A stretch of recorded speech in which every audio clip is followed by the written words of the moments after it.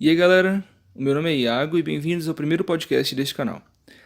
Nesse canal a gente vai conversar, por meio dos podcasts, sobre temas relacionados ao meio ambiente, sustentabilidade, ecologia, mas de um jeito mais leve, sem parecer que é uma aula ou algo assim. Alguns temas vão ser bem difíceis de a gente conversar de uma forma leve, como por exemplo o tema de hoje, não é mesmo?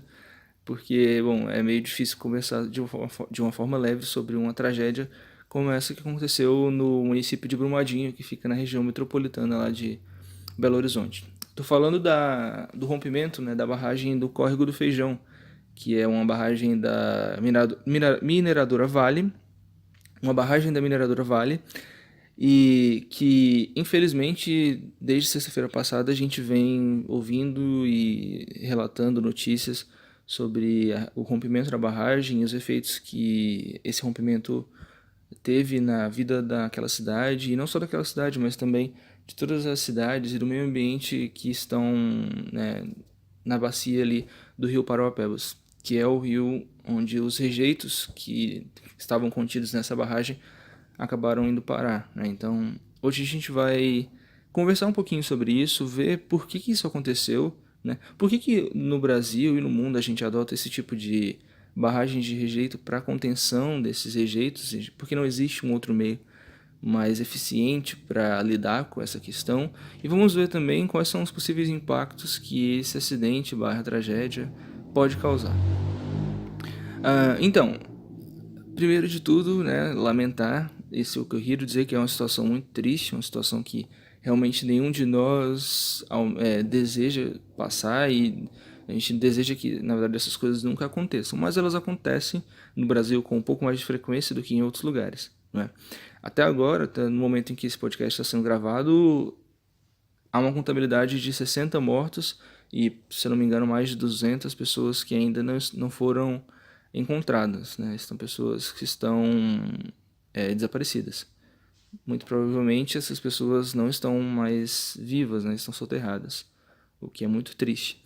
Mas eu queria só, antes da gente começar a falar especificamente sobre a barragem do Córrego do Feijão, que é a barragem que rompeu lá em Brumadinho, eu queria que a gente falasse um pouco, que a gente refletisse um pouco, na verdade, sobre a importância da mineração no Brasil, mas mais especificamente em Minas Gerais. Porque Minas Gerais, né, já está no nome do estado, Minas Gerais, tem muito da sua economia girando em torno dos processos de mineração. Praticamente todos os municípios mineiros, eles têm ou tiveram minas em seu território, né? Minas de ferro. No passado, durante o ciclo do ouro, tinham minas de ouro, minas de diamantes. Então, o estado de Minas Gerais se construiu baseado no processo de mineração, né? O que perdura até hoje, de certa forma, né? Eu vi um dado, acho que na semana passada, na sexta-feira ainda, que a maior parte dessas barragens de rejeito se encontra no estado de Minas Gerais, porque é o estado em que há um maior contingente de mineração no nosso país, né? Eu já tive a oportunidade no ano de 2016, visitar uma mineração, não foi no estado de Minas Gerais e não foi uma mineração de ferro, como é a maior parte das que se encontram no estado de Minas Gerais. Eu visitei uma mina, né, uma mineração de amianto na cidade de Miraçu, em Goiás, né, no norte de Goiás.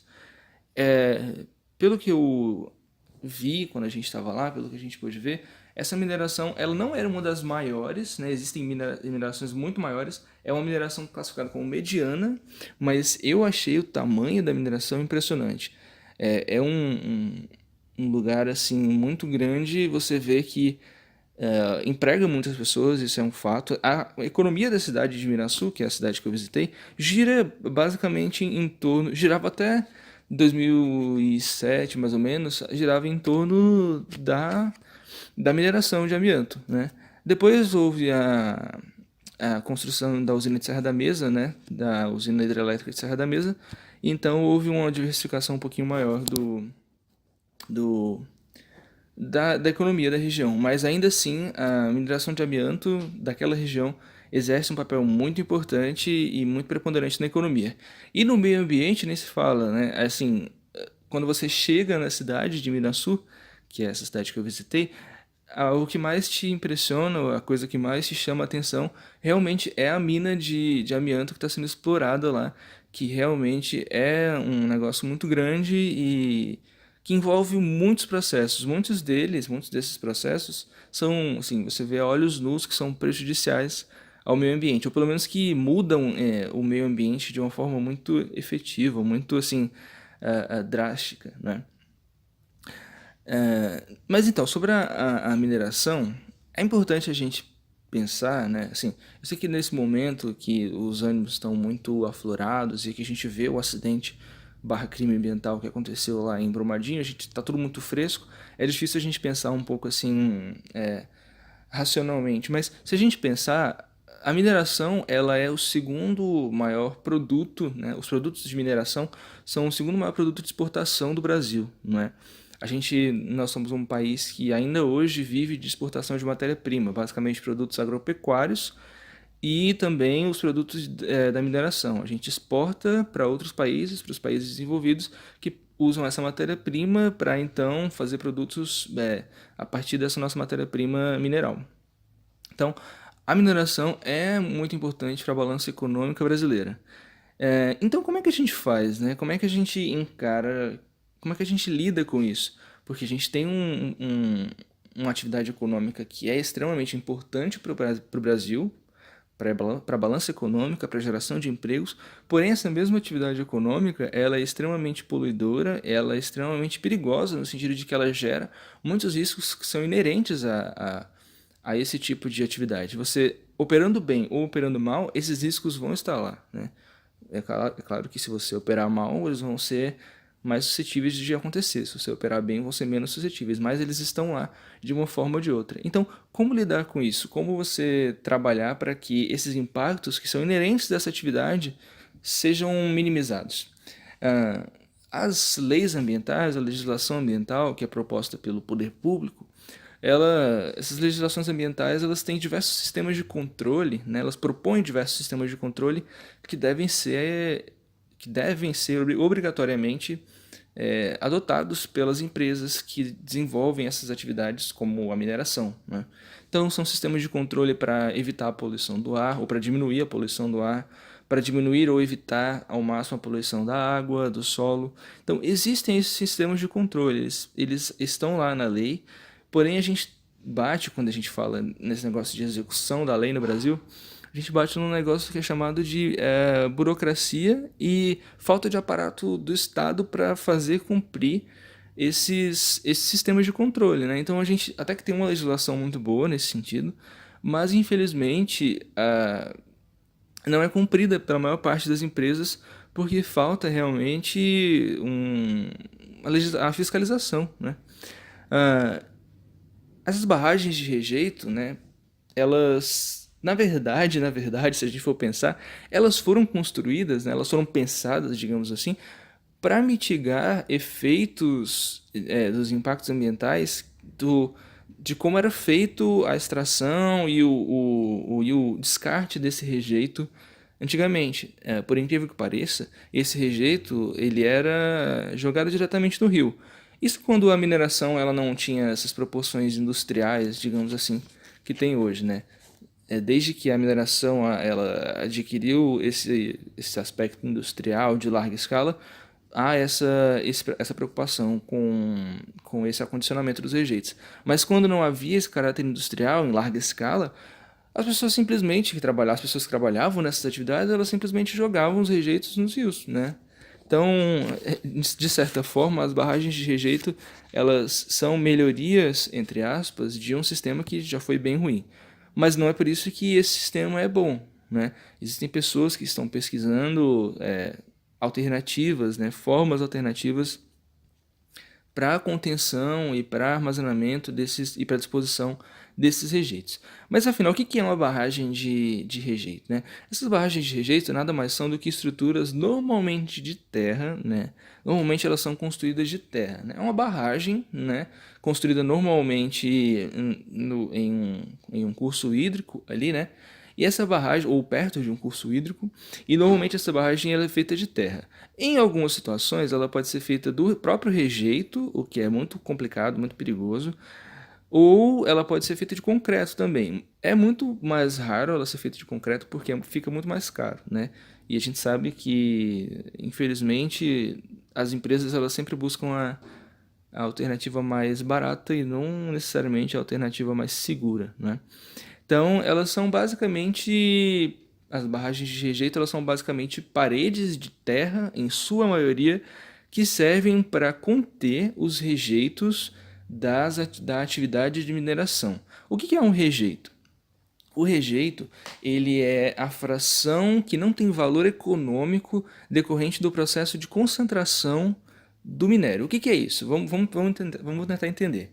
Quando há a explosão da rocha, por exemplo, vamos uma situação hipotética, pensar que a gente está querendo explorar ferro. Quando há a explosão da rocha, quando há para extrair então o ferro, você tem naquele primeiro momento, você descarta aquelas rochas em que você tem certeza que não há o seu minério de interesse. Esse descarte é conhecido como estéreo, né? Ele pode ser armazenado ali mesmo na mina, né? E pode ser usado depois para vários fins. A gente não vai discutir muito sobre isso porque não é o nosso tema, mas existem pessoas, vários estudos sobre o que fazer com esse estéreo. Mas então, a rocha que contém o minério, que no nosso caso hipotético aqui é o ferro, ela é levada então para dentro da instalação da mina, né? E ela então passa pelo processo de concentração, né?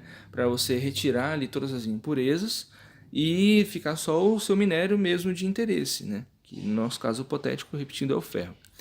Quando você para fazer, na verdade, esse processo de concentração, depende muito do minério, né? Mas no caso do ferro, especificamente, você usa basicamente água, né? Muita água. Você usa também, pode usar também aminas, que são compostos derivados de amônia, né? Então você pode usar isso e basicamente o rejeito do minério de ferro ele é constituído disso, de sílica, que é a fração ali sólida, né, que vai ser ou areia ou lama, né, aquela fração menorzinha, e água e minério de ferro. E pode conter também a mina. Então, isso é basicamente o rejeito. Quando você, dentro dessa operação de concentração do minério de ferro, é o que sobra. Então você tem aí o seu rejeito. As barragens, elas podem ser construídas por vários métodos, né? O método mais comum de construção de barragens é o método amontante, né? É como se você pegasse e colocasse ali um cano no alto, no topo da sua barragem e aquele cano vai jogando o rejeito para dentro da sua barragem. E aí você vai usando o próprio rejeito para fazer o alteamento dessa barragem, não é? O que é muito perigoso por causa da instabilidade desse material, não é? E também por causa do tipo mesmo de construção, que é você vai colocando uma camada em cima da outra, né? O que pode causar instabilidade nessa parede. Ah, Existem dois tipos basicamente de rejeitos, né? O rejeito que ele é basicamente lama, que é o rejeito que tem argila e silt, que são duas frações granulométricas de sílica, basicamente. E também tem o rejeito que é composto por areia, né? Esse rejeito que é composto por areia, ele é menos perigoso porque ele tem uma sedimentação mais rápida, né? O sedimento que é o rejeito, na verdade, que é composto de argila e de silt, ele sedimenta bem mais devagar, né? Então ele fica ali, ele é aquela lama mesmo, né? Que fica ali em suspensão na água. Ah, então, sobre os impactos que esses desastres eles podem causar no meio ambiente, isso varia muito da proporção, né, do tamanho que era aquela barragem, né? É interessante a gente pensar, e é muito importante a gente parar para pensar nisso, que quando a gente fala de impacto no meio ambiente, a gente não está falando só de fauna e flora, mas a gente está falando também do ser humano, porque a gente está inserido nesse meio ambiente. No caso lá da barragem de Brumadinho, né, que era uma mineração de ferro, o problema em si não é nem a composição dessa lama, né?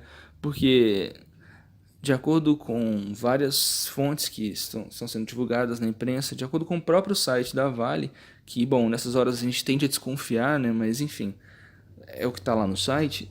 Essa lama, ela não é tóxica, né? Os componentes dessa lama não são tóxicos. E se a gente pensar, realmente não é, porque o componente é o quê? É água, minério de ferro e sílica. Sílica é areia, é lama, enfim, então não tem uma toxicidade inerente a esse material. O problema é que no desastre de Mariana que aconteceu há alguns anos atrás, 4 anos atrás, 3 anos atrás, o que a Samarco disse que havia nesse rejeito e o que foi comprovado que havia nesse rejeito são coisas diferentes, né? Por exemplo, naquela época, a Samarco disse que não havia mercúrio, por exemplo, nesse rejeito, né? E foram feitos alguns testes químicos, né, nesse rejeito que foi encontrado ao longo do Rio Doce e foram encontradas altas doses de mercúrio. Não há como comprovar que esse mercúrio veio exclusivamente do rejeito, pode ter sido um outro descarte de mercúrio dentro do Rio Doce, vindo de uma outra fonte. Mas é de se especular e há de se duvidar dessa informação de que esse rejeito era completamente atóxico, né? Esse rejeito da barragem de Brumadinho. Outro problema que esse rejeito pode causar, essa lama de verdade, né, pode causar, é a infertilidade do solo devido a essa camada de lama, né, que fica... Imagina vocês, a gente vê na mídia que em alguns lugares a camada de lama chegou a 15 metros, né? Então essa lama, ela é extremamente pobre em nutrientes, né? Você não vai conseguir num período de bom tempo que nasça nada ali, né? A não ser plantas muito rasteiras, enfim. Então você perde ali uma grande área por causa da infertilidade que essa lama vai trazer para o solo, né? Então, isso, além do impacto ambiental, que é muito grande, também tem um impacto socioeconômico, né? Porque se haviam ali comunidades que viviam da subsistência, da agricultura de subsistência, né? Essa atividade delas simplesmente não vai mais poder ser feita, a menos que haja algum tipo de atividade de medida compensatória por parte da Vale para retirar essa lama, mas a gente vai ver que isso é muito complicado, não somente no aspecto técnico, mas também no aspecto financeiro.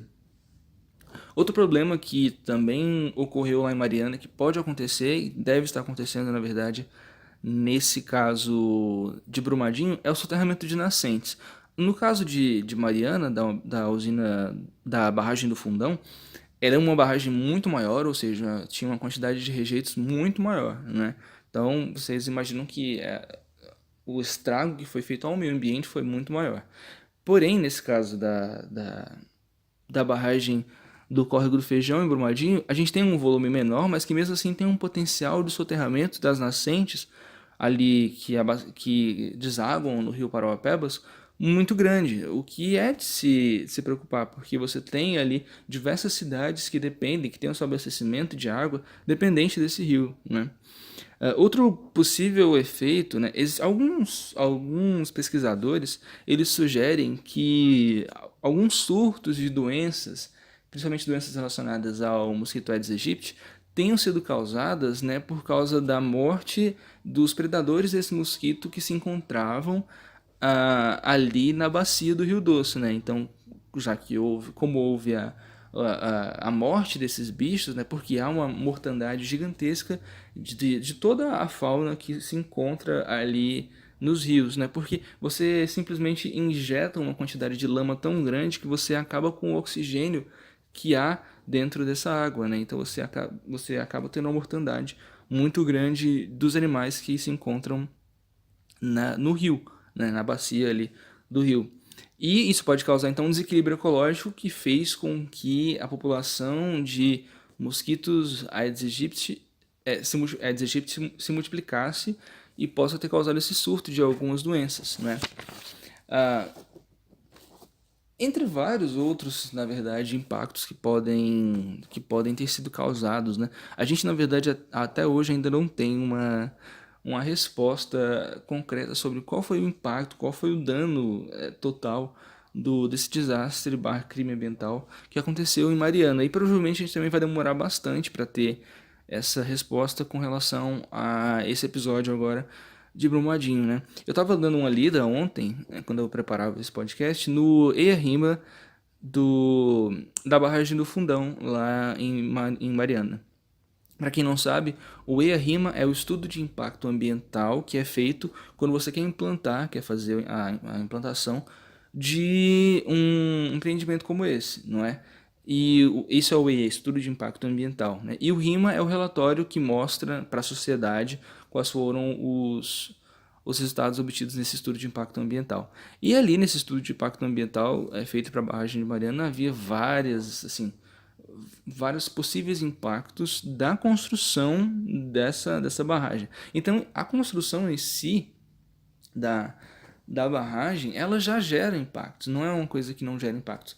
Você tem remoção da vegetação original ali, você tem mudança da geomorfologia daquele lugar. Porque pensa comigo, quando você...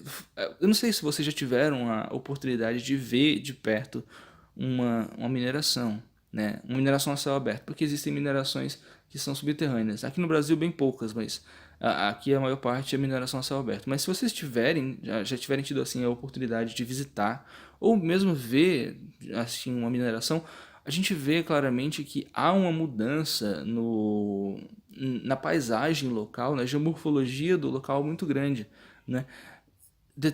Montanhas são destruídas para que você consiga acessar o minério que está a uma determinada profundidade, né? E depois que o minério acaba e que a mina já não tem mais função, é obrigação daquela mineradora fazer o descomissionamento dessa mina, né? É uma obrigação legal que ela faça esse descomissionamento, que é a desativação da mina e a recomposição daquele local. É óbvio que não vai dar para você construir a montanha de volta, mas é obrigação da mineradora dar uma outra utilidade para aquele local, né? Dar uma segunda utilidade para aquele local, que não seja apenas ficar ali agora jogado sem nenhuma utilidade. Então, é uma atividade que em si traz muitos impactos. E para a gente encerrar, que esse podcast está ficando muito grande já, eu queria que a gente refletisse um pouquinho, sabe, sobre a importância que a gente dá para o meio ambiente, sabe? Porque a gente às vezes não se enxerga como inserido dentro do meio ambiente, mas a gente está inserido. A gente depende, toda a nossa vida, todo o nosso modo de vida está inserido e é extremamente dependente do meio ambiente, né? Por isso que é tão importante que a gente pense, primeiro, na importância e na valorização da legislação ambiental e do licenciamento ambiental. Porque é o licenciamento ambiental que previne ou que nos dá esse suporte para saber, olha, o que essa atividade vai me dar de benefícios e quais são os possíveis prejuízos que essa atividade pode me trazer, né? A gente, como sociedade, decidiu, talvez não assim pessoalmente, mas a gente decidiu porque a gente compra produtos que são feitos com produtos da mineração. Então a gente decidiu que vale a pena minerar, né? Mesmo com todos os impactos que a gente sabe que acontecem. Então, já que a gente decidiu que vale a pena minerar, que a gente quer minerar, né, que a nossa sociedade quer ter produtos que são baseados nesse tipo de, de matriz econômica, então a gente tem que pensar em formas de fazer com que o meio ambiente sofra cada vez menos por causa dessa nossa interferência no meio ambiente, né? E valorizar, sabe, a proposição de novos métodos para reaproveitar esse rejeito, né? Falando agora exclusivamente sobre as barragens de rejeito. Existem pesquisas, é muito importante que a gente valorize a pesquisa, sabe? Existem pesquisas em universidades brasileiras que propõem, sabe, utilizações para esse rejeito, que não somente fica lá parado esperando secar, esperando não sei quantos anos secar, né? Existem pesquisas que mostram que os rejeitos podem ser usados para fazer ladrilhos, blocos pré-moldados, né, para você fazer prédios, artefatos cerâmicos para fazer artesanato. Então, existe uma utilidade. Basta que a pesquisa seja desenvolvida e que as empresas que são responsáveis por esses projetos, essas, esses rejeitos, eles se interessem também em levar esses projetos para frente, né? Isso depende também que nós, como sociedade, encaremos isso como algo relevante, algo importante, e não somente como uma coisa chata ou encarar o meio ambiente ou a legislação ambiental como algo de menor valor. Então eu acho que vai da gente também ler as coisas com bons olhos e tentar entender que nós somos parte integrante do meio ambiente. Se você gostou desse podcast, se inscreve aqui no canal, dá o seu like, comenta se você gostou, se você também não gostou, comenta para a gente melhorar e até o próximo podcast.